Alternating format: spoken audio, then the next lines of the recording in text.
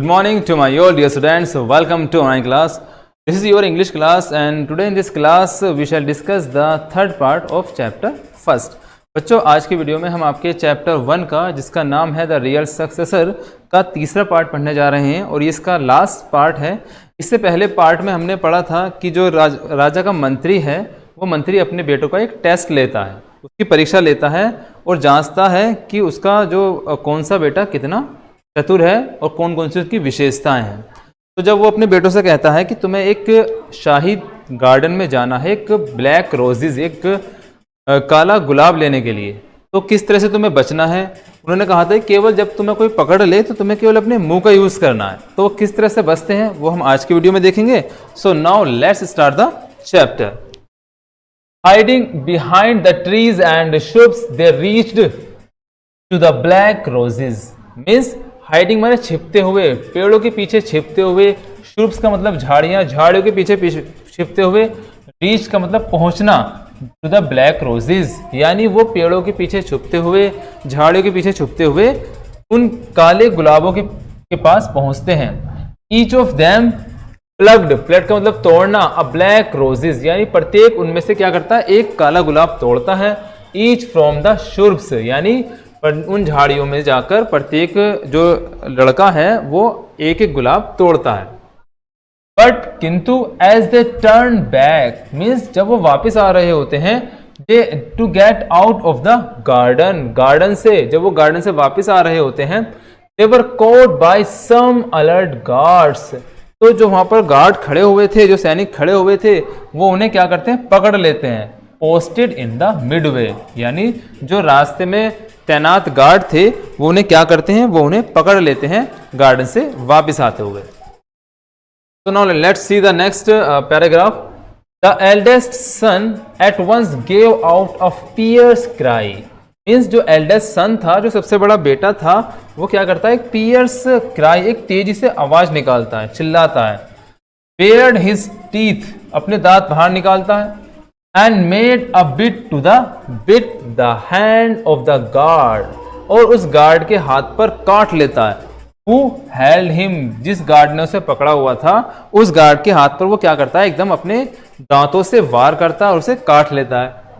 The sudden cry, अचानक आवाज आने से, and bid of attack, और उस काटने के हमले से, made the guard nervous, जो गार्ड है वो क्या करता है नर्वस हो जाता है यानी घबरा जाता है। टू लूजन हिज ग्रिप, और अपनी ग्रिप को, अपनी पकड़ को वो छोड़ देता है। ग्रिप का मतलब पकड़ना, जो उन्हें पकड़ा हुआ था वो एकदम छोड़ देता है। The eldest son run away, जो एल्डेस्ट सन है वो क्या करता है भाग जाता है। एंड एस्केप, और वहां से बच निकलता है। अब बात करते हैं उसके सेकंड बेटे की। द सेकंड सन, जो उसका दूसरा बेटा था, put the rose into his mouth, वो क्या करता है उस काले गुलाब को अपने माउथ, अपने मुंह में रखता है।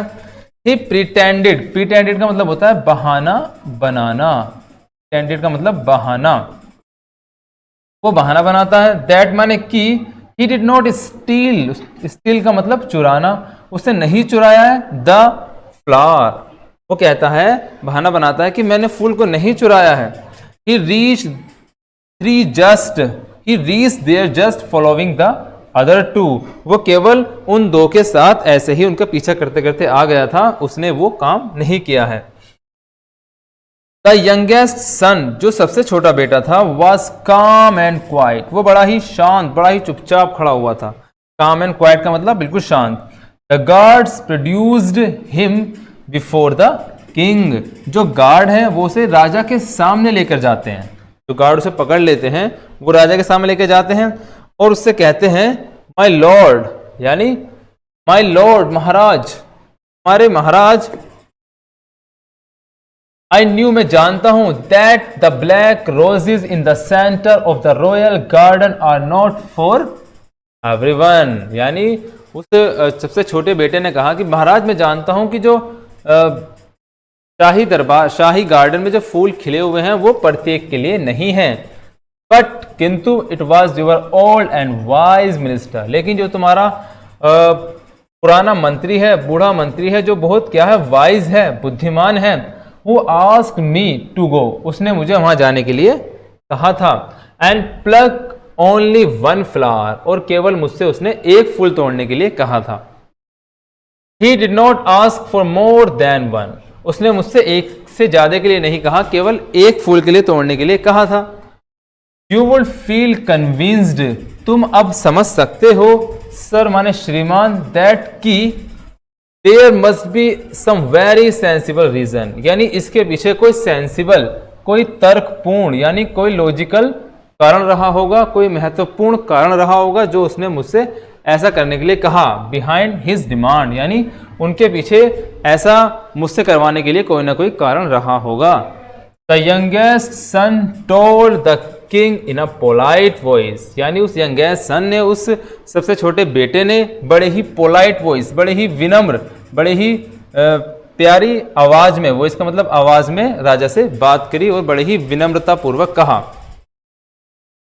Now let's see the next paragraph. All the wise man present in the court praised him, यानी जितने भी बुद्धिमान व्यक्ति थे वहां पर उपस्थित थे दरबार में, वो सब उसकी प्रेज्ड का मतलब तारीफ करने लगे, प्रशंसा करने लगे उसकी बुद्धिमानी की। The king was too much amused, amuse का मतलब होता खुश होना, आनंदित होना, यानी जो राजा था वो ये सुनकर बड़ा ही खुश हो गया था। द मिनिस्टर एक्सप्लेन, उस मंत्री ने एक्सप्लेन किया यानी बताया, क्या बताया? माई ओपिनियन, ओपिनियन का मतलब राय, about each of them is proved correct, यानी जो मेरी राय थी इन तीनों के बारे में वो क्या थी? वो बिल्कुल सही थी, करेक्ट थी। प्रूव्ड का मतलब साबित होना, वो सही साबित हुई। I had instructed each of them to use his mouth, मैंने तीनों को अपना केवल मुंह, अपने माउथ का, अपने मुंह का प्रयोग करने के लिए कहा था। Only if he is caught, केवल कब? जब वो पकड़े जाएं, जब वो पकड़े जाएं तो मैंने उनसे उनका मुंह का यूज करने के लिए कहा था। But each one has done, तो प्रत्येक ने ऐसा किया, इन हिज ओवन वे, अपने तरीके से, according to his own character, यानी उन्होंने अपनी अपनी विशेषताओं से, अपने अपने तरीकों से अपने आप को बचाया और अपने अलग अलग तरीके दिखाए। The eldest one has used it violently, means जो एल्डेस्ट सन था, जो सबसे बड़ा बेटा था, उसने हमला कर अपने आप को बचाया, वियोलेंटली यानी हमला करके अपने आप को बचाया। द सेकंड क्लेवरली, जो दूसरा बेटा था उसने बड़ी चालाकी से अपने आप को बचाया, क्लेवरली का मतलब चालाक। And the youngest one wisely, जो सबसे छोटा बेटा था उसने वाइजली यानी बड़ी ही बुद्धिमानी से, एंड ट्रूथफुली, और बड़ी ही ईमानदारी से, सच्चाई से अपने आप को बचाया। Now let's see the next paragraph of this chapter. The king